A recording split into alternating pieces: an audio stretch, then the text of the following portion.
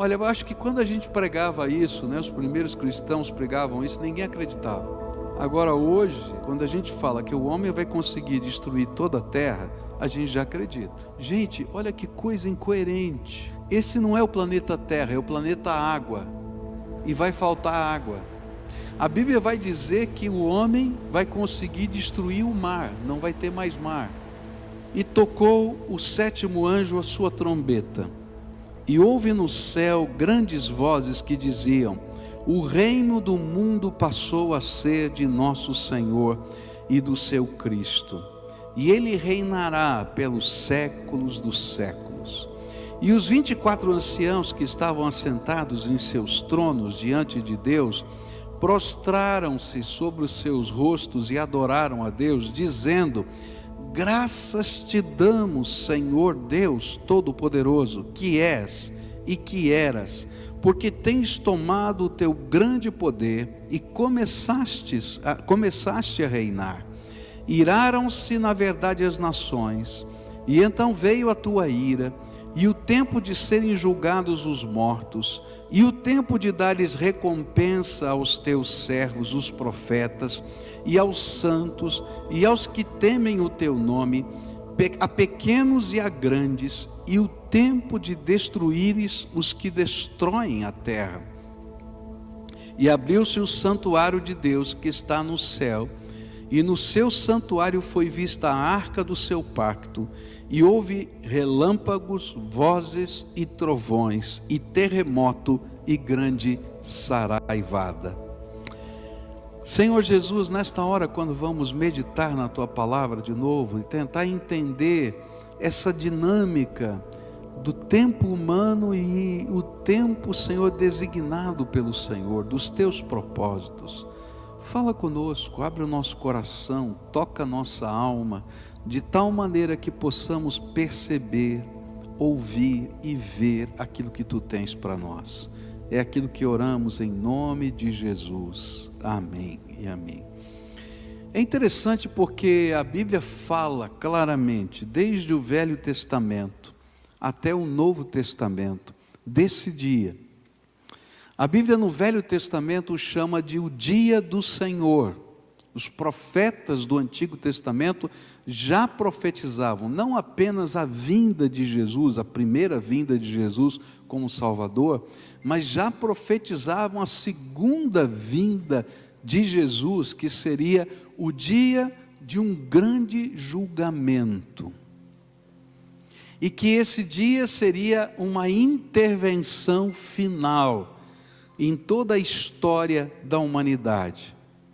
Esse vai ser aquele tempo quando a cronologia, as nossas datas, a nossa agenda e o mundo como nós conhecemos serão engolidos pelo Kairos, pelo tempo de Deus, pela eternidade de Deus. E esse vai ser um evento cataclísmico, é isso que a Bíblia ensina, tanto no Velho quanto no Novo Testamento. E algumas coisas vão acontecer nesse dia. Quando Jesus voltar, quando esse dia que está marcado na agenda humana e também na agenda divina, e as duas vão se unir, quando isso acontecer, a Bíblia promete que alguns eventos vão acontecer. E eu queria olhar para os principais deles, que estão aqui nas Escrituras Sagradas. O primeiro deles se encontra no Apocalipse, capítulo 20, versículos 4, 5 e 6, onde a palavra do Senhor diz assim: vi tronos em que se assentaram aqueles a quem havia sido dada autoridade para julgar, e vi as almas dos que foram decapitados por causa do testemunho de Jesus e da palavra de Deus, e eles não tinham adorado a besta, nem a sua imagem, e não tinham recebido a sua marca na testa, nem nas mãos. Eles ressuscitaram e reinaram com Cristo durante 1000 anos. O restante dos mortos não voltou a viver, até se completarem os 1000 anos. E esta é a primeira ressurreição. Felizes e santos os que participam da primeira ressurreição. A segunda morte não tem poder sobre eles, e serão sacerdotes de Deus e de Cristo, e reinarão com ele durante 1000 anos. A primeira intervenção nesse chamado Dia do Senhor, que é uma série de eventos cósmicos que Deus vai realizar, que já está marcado na agenda.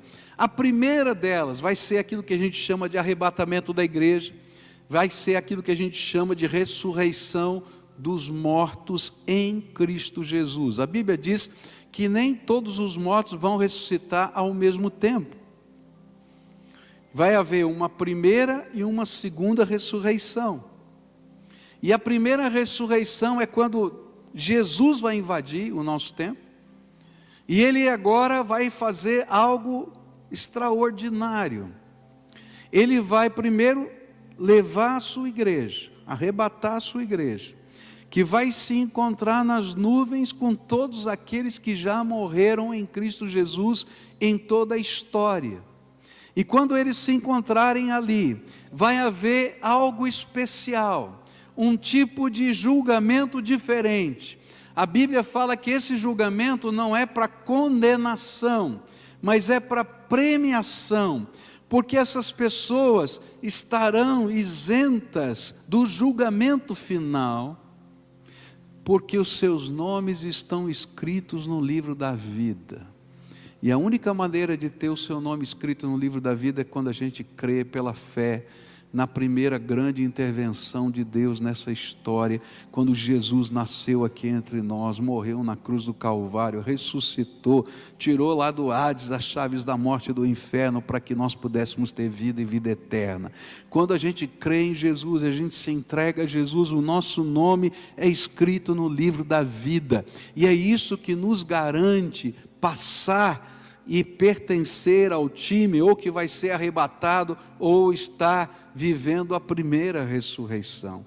É graça pura, é misericórdia de Deus, é bênção do Senhor, que foi revelado desde antes, lá no Velho Testamento, quando o homem pecou, a promessa já veio, mas Deus marcou na agenda, e Jesus nasceu por causa disso.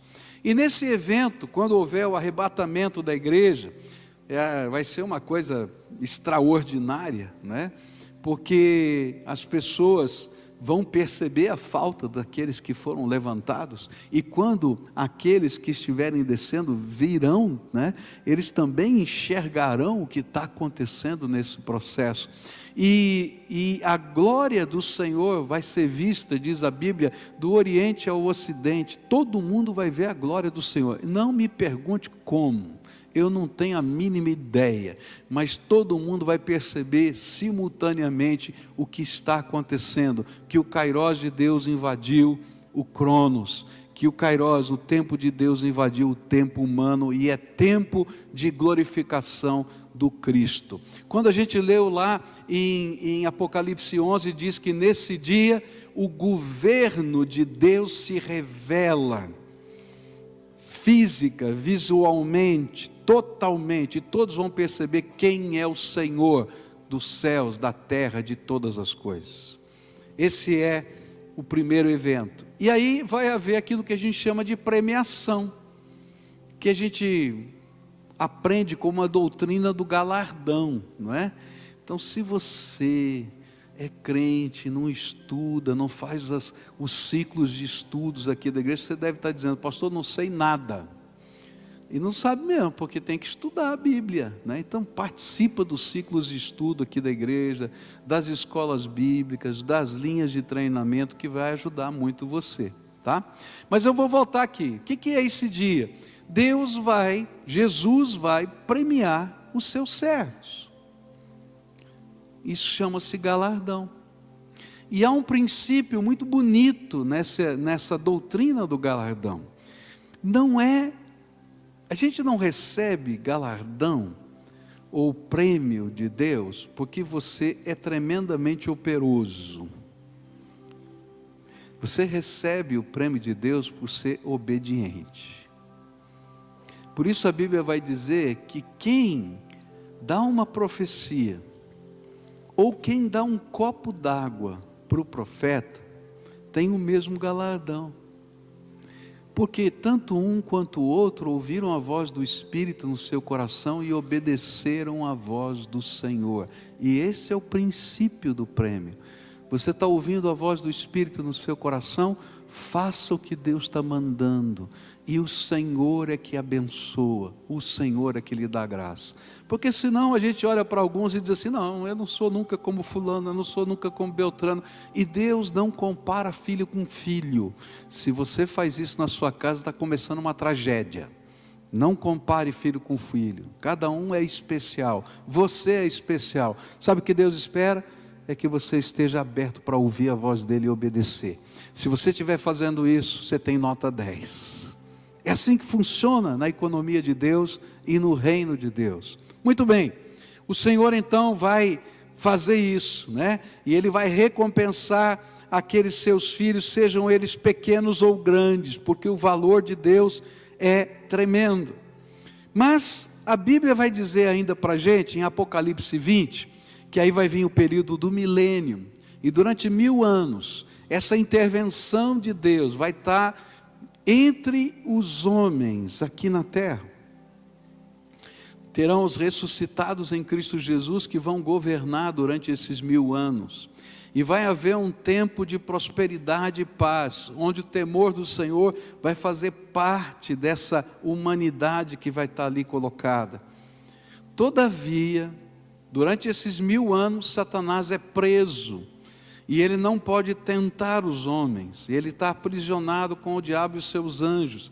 Isso se encontra em Apocalipse, capítulo 20 também, e ele vai estar ali aprisionado. Mas quando terminarem esses 1000 anos, a Bíblia diz que Satanás vai ser solto outra vez, e está aqui no versículo 7, diz assim: quando terminarem os 1000 anos, Satanás será solto da sua prisão, e sairá para enganar as nações que estão nos 4 cantos da terra, Gog, Magog, a fim de reuni-las para a batalha.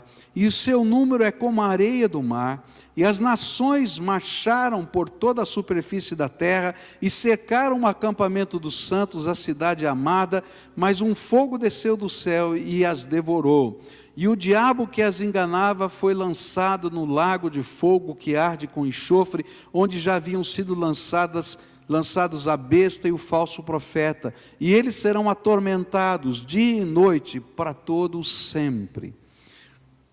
O que a Bíblia está dizendo para a gente é que depois desses 1000 anos, e não me pergunte por que tem esses 1000 anos, que eu não tenho a mínima ideia, só estou lendo o que está na Bíblia. Para mim eu diria assim, Deus, pula esse pedaço. Mas no propósito, no tempo de Deus, Ele designou isso. Tá? Vai acontecer outra vez um levante humano, incitado por Satanás. Vai haver uma grande rebelião contra Jesus de novo. Vai haver uma grande rebelião contra os planos de Deus outra vez. Eu não sei explicar se essa é uma rebelião política, social, econômica. Não me pergunte, a Bíblia fala de uma cena de guerra, mas a ideia é de grande rebelião. E eu queria voltar a falar qual é o pecado original. Durante muitos anos, muitas pessoas, por causa da influência da Igreja Católica, pensavam que o pecado original tinha a ver com a sexualidade. Não tem nada a ver com a sexualidade. O pecado original é a nossa rebeldia. A gente já nasce meio rebelde, não é? E você tem filho, né? Você logo vê bem pequenininho a rebeldia. O papai fala para o filho, agora você vai sentar para comer, não é? Ele faz piada, brinca e não senta. Você diz, não mexe aqui. Ele vai fazendo assim com a mãozinha, não é? Esse é o pecado original, é a rebeldia que está dentro da gente, contra Deus, contra toda a autoridade. E o que vai acontecer é que essa rebeldia vai ser fortalecida de novo, e vai haver uma grande rebelião. A figura bíblica é de uma grande guerra, de uma grande intervenção, a ponto de Jesus ter que determinar agora que venha fogo do céu para parar com tudo isso.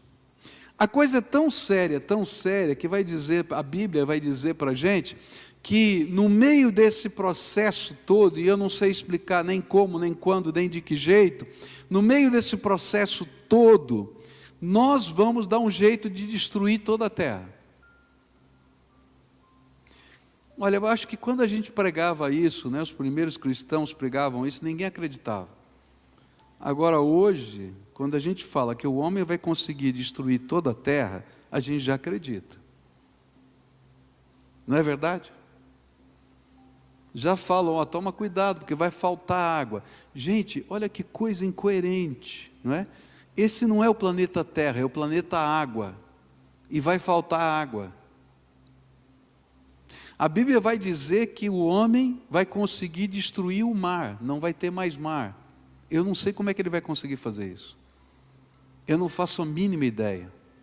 Mas vai chegar a um ponto que não tem outra maneira a não ser Deus intervir poderosamente, outra vez. E Ele vai intervir poderosamente nesse tempo determinado, que faz parte desse dia do Senhor.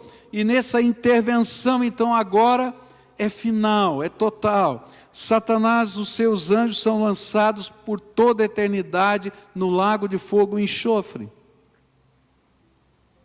Mas agora, quando Satanás é lançado por toda a eternidade, também toda a oportunidade passa. E aí o juízo eterno de Deus se instala. E aí Apocalipse 20, a partir dos versos 11 em diante, vão falar sobre isso. Depois vi um grande trono branco, e aquele que nele estava sentado. A terra e o céu fugiram da sua presença, e não se encontrou lugar para eles. E vi também os mortos, grandes e pequenos, em pé diante do trono. E livros foram abertos. Outro livro foi aberto, o livro da vida. E os mortos foram julgados de acordo com o que tinham feito, segundo o que estava registrado nos livros. O mar entregou os mortos que nele havia, e a morte e o Hades entregaram os mortos que neles havia. E cada um foi julgado de acordo com o que tinha feito. E então a morte e o Hades foram lançados no lago de fogo. O lago de fogo é a segunda morte. E aqueles cujos nomes não foram encontrados no livro da vida, foram lançados no lago de fogo. E esse é o juízo final. Vai haver um dia em que Deus vai intervir na história e toda a oportunidade vai passar. E nesse dia não apenas Satanás e os seus anjos serão lançados no lago de fogo e enxofre, que eu não saberia explicar, mas é um lugar de sofrimento eterno, sem remissão alguma.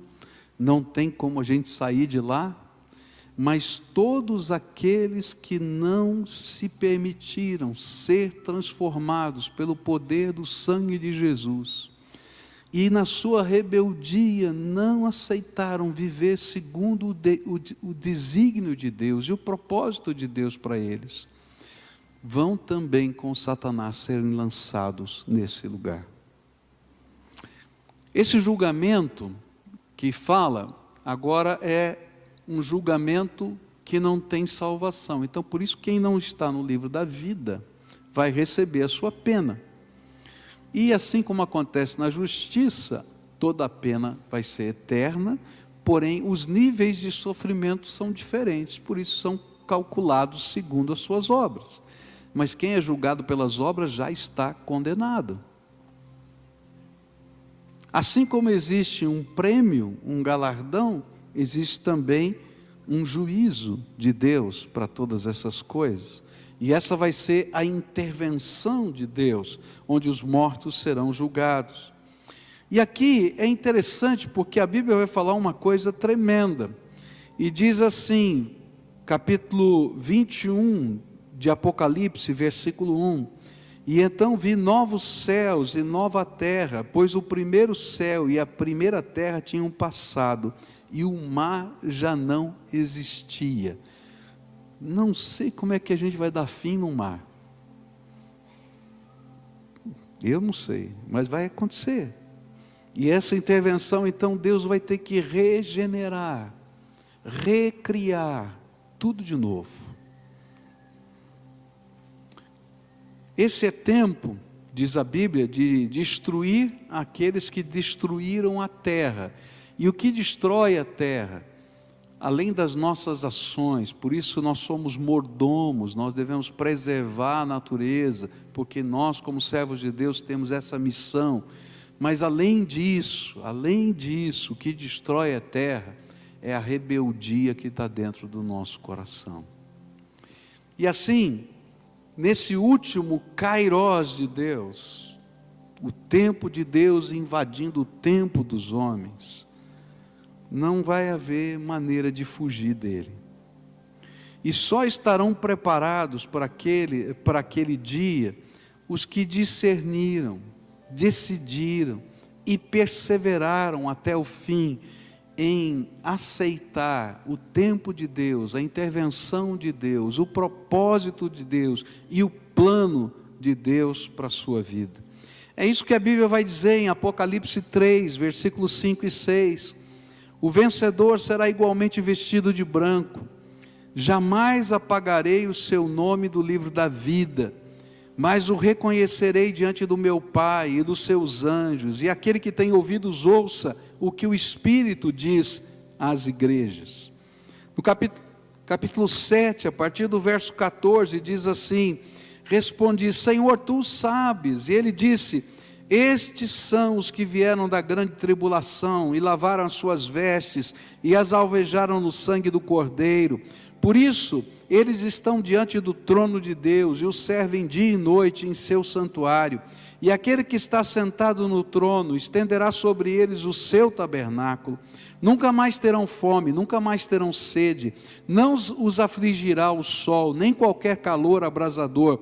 Pois o Cordeiro que está no centro do trono será o seu pastor, e ele os guiará às fontes de água viva, e Deus enxugará dos seus olhos toda a lágrima.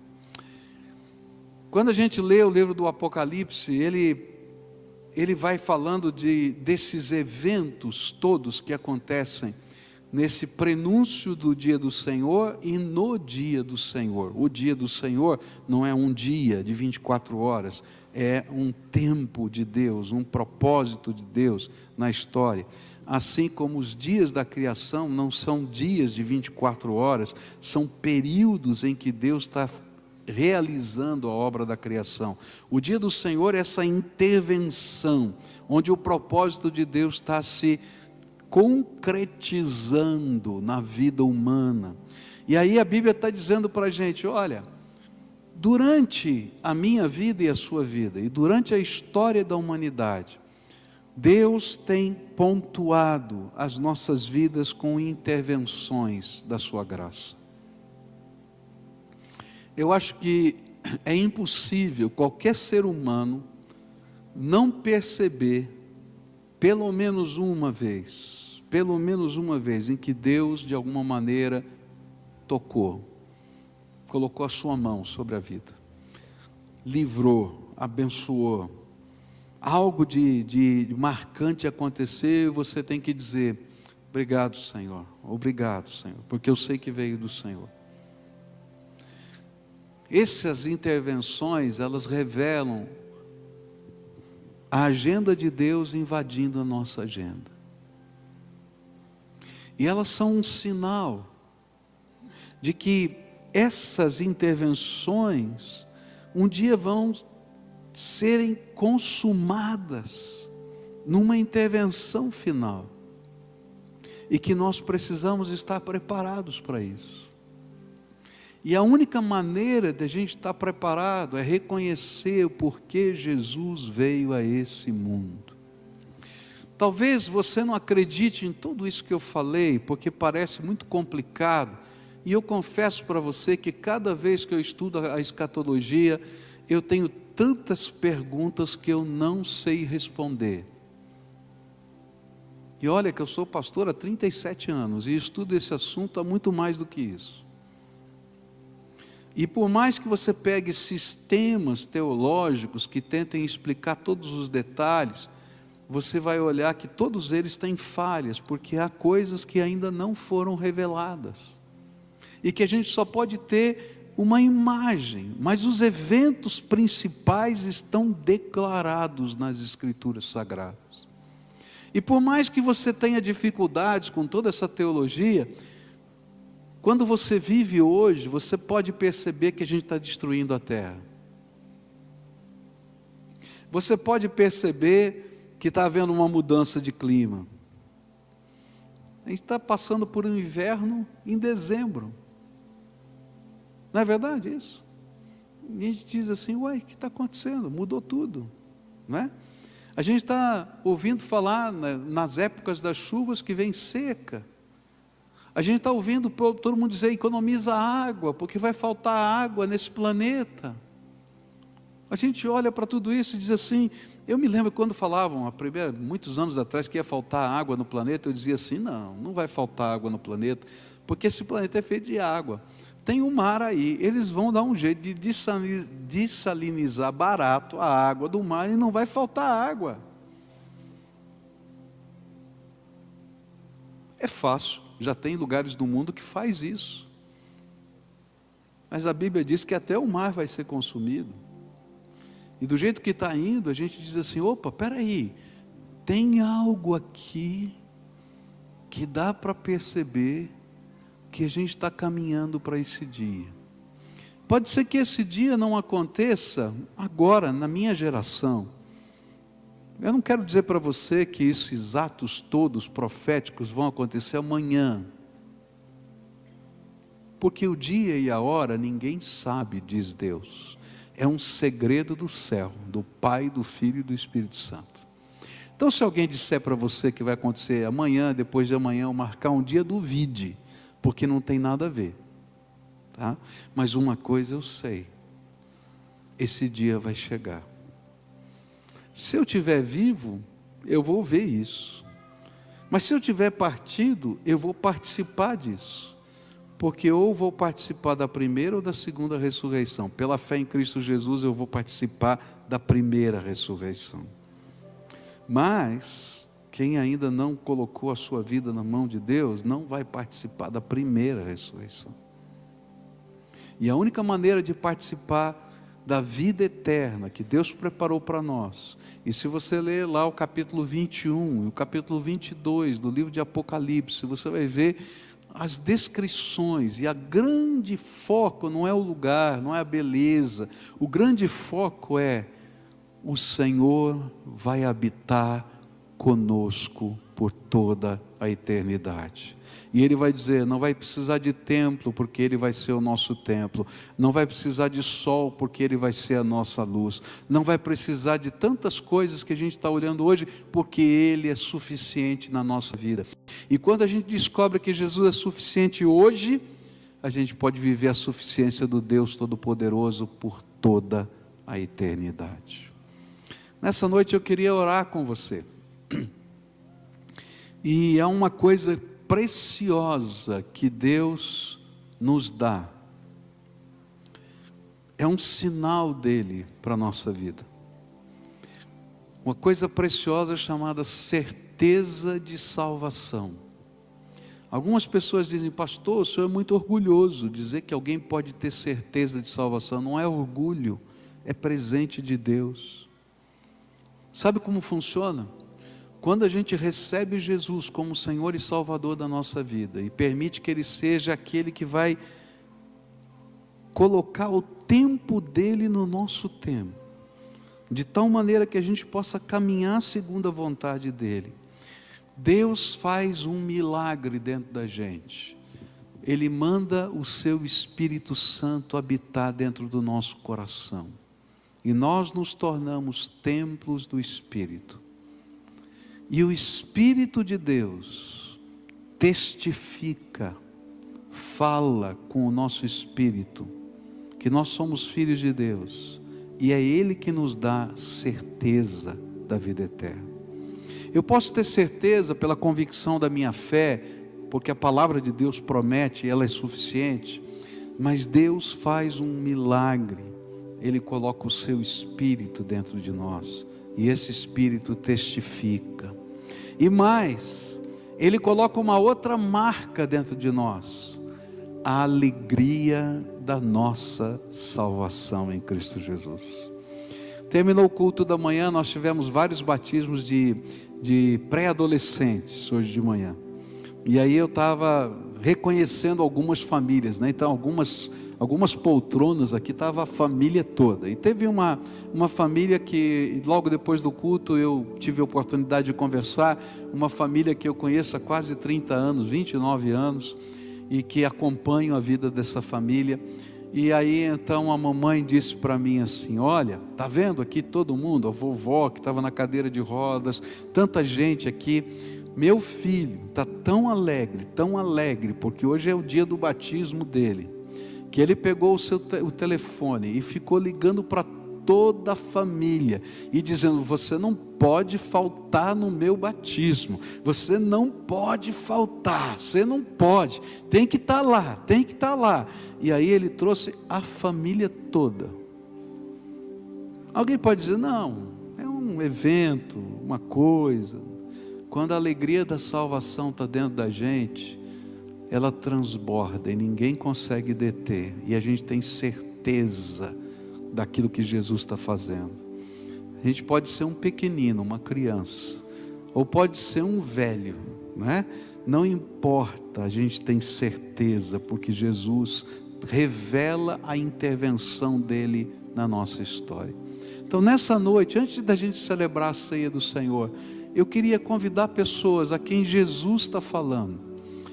E olha, Ele não está falando hoje não, Ele está falando há muito tempo, porque as intervenções de Deus na sua história começaram antes de você nascer, porque a Bíblia diz que Ele amou você antes da fundação do mundo.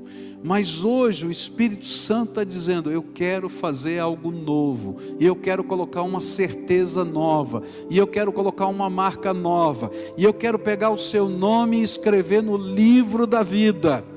E a Bíblia diz, e nós lemos, que quando Ele escreve, Ele não tira de lá o nome, porque Ele é Deus cheio de graça e misericórdia. Então se você é essa pessoa que não tem, mas vai ter hoje, certeza de salvação, eu queria convidar você a sair do seu lugar para a gente orar junto, dizer: Jesus, eu sinto a intervenção do Senhor na minha vida, eu quero fazer um pacto contigo hoje, de deixar o Senhor dominar, controlar, mostrar os próximos passos.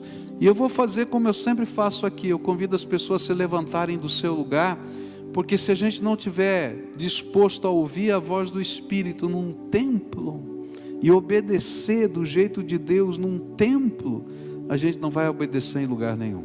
Então se hoje o Espírito Santo de Deus está falando com você, está sendo tocado por Ele, então saia do seu lugar e responda: estou aqui, Senhor, ouvi a tua voz e estou me colocando à sua disposição. Vai saindo agora em nome de Jesus, aquelas pessoas a quem o Espírito Santo está falando agora. Eu sei que foi comigo, não foi com mais ninguém. Pode vir, chega aqui, filha, chega. Quem mais o Espírito Santo de Deus está falando? Pode chegar, pode chegar. Isso, vem para cá, em nome de Jesus. Aquelas pessoas a quem o Senhor está falando, isso, lá na galeria, aquelas pessoas a quem o Espírito Santo está falando, vai descendo aqui agora, em nome de Jesus. Se tiver uma família, tá, que o Espírito está falando: a nossa casa, eu e os meus filhos, minha esposa, precisamos do Senhor, e estamos ouvindo a voz do Senhor, vem agora, em nome de Jesus, vem aí, traz o pequenino, isso mesmo, traz. É presente de Deus, esse tempo de oportunidade, de intervenção do Senhor na nossa vida. Esse é tempo do Senhor, aleluia, aleluia, louvado seja Deus, louvado seja Deus, louvado seja Deus, graças a Deus, amém, Senhor. Agora eu queria pedir que alguns irmãos aqui da nossa igreja, movidos pelo Espírito, vocês vão ministrar bênção na vida das pessoas. Venham para cá. Uma mulher vai abraçar uma mulher, um homem vai abraçar um homem, e vai dar esse abraço em nome de Jesus, e vai dizer: olha, vim aqui te dar um abraço em nome de Jesus, ministrar graça de Deus, ministrar socorro de Deus, ministrar intervenção de Deus na sua vida, tá? Quem abraça você é de carne e osso, pecador, cheio de defeito como qualquer pessoa, tá? Mas é o teu irmão. que já passou por essa experiência e vai estar orando por você. E eu não quero que ninguém fique sozinho aqui, tá? Aqui na frente tem muita gente sozinha aqui, ó. Preciso aqui de alguns irmãos que possam vir. Isso, ótimo. Vem aqui, ó. Tem aqui essa moça que foi a primeira que chegou aqui. Alguém pudesse dar um abraço nela. Isso. Aqui, essa outra moça que está aqui, tá? Bem aqui, pudesse receber um abraço. Tem uma jovem ali. Aqui está sozinha, ninguém deu um abraço nela aqui. Isso, né? Tem aqui, ó, essa é mãe, né? São seus filhos, tá? Tá junto com você aí, Marcílio, tá? E as crianças também. Tem alguém que está sozinho aqui, ó? Tem 2 senhores ali que estão sozinhos. Eu queria que alguém viesse dar um abraço lá, tá? Isso, tá junto. Olha só que coisa. Tá acompanhando eles? Tá junto com eles? Que maravilha. Mas então eu vou pedir para alguém vir ministrar nessa família, pode ser? Quem pode vir aqui ministrar nessas 3? Isso, na vida dessa mãe com as suas filhas. Amém, amém.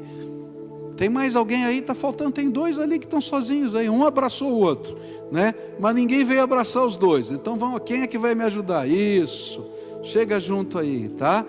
Tem mais alguém aqui? Então vamos mais aqui, ó. Quem é que pode vir aqui? Dá um abraço aqui nesse. Vem cá, querido, vem aqui, dá um abraço nele aqui, tá? Vem aqui. Poxa vida, velho aqui, hein, rapaz? Quantos anos?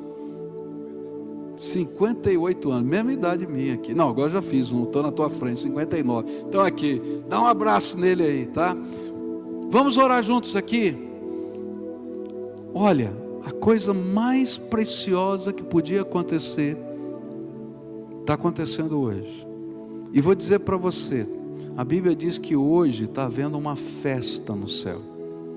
Os meus ouvidos não podem ouvir, mas os anjos estão cantando.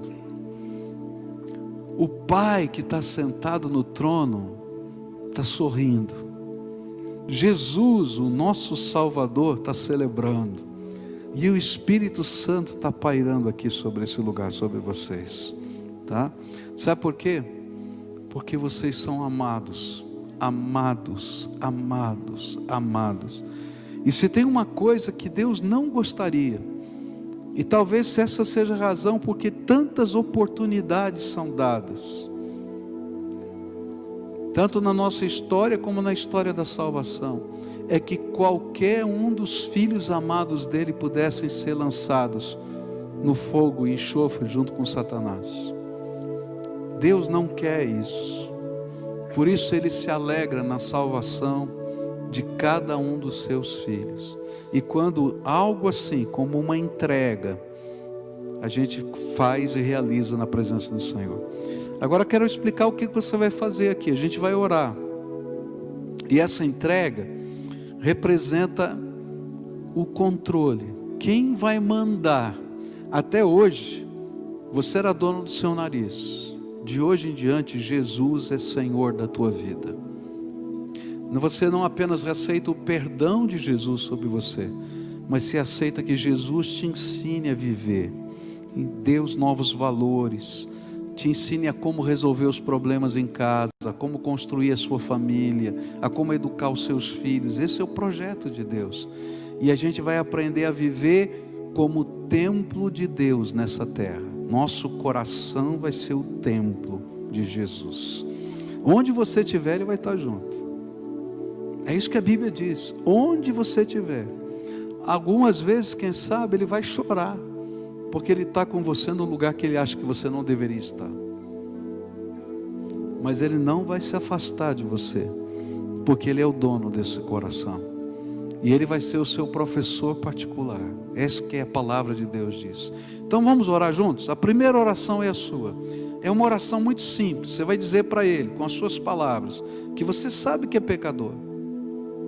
E você sabe que o único jeito dos seus pecados serem perdoados é Jesus perdoar, lavar com o sangue que Ele verteu na cruz do Calvário. E que hoje, pela fé, você entrega o seu coração para Ele ser o dono da sua vida. Você consegue falar essas coisas com as suas palavras? Então fala para Jesus, faz a sua oração pessoal. Se você está com a sua família, entrega a sua família para Jesus. Entrega os seus propósitos, os seus planos, entrega.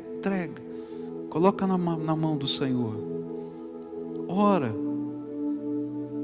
pede essa intervenção de Deus. Agora quero orar por você.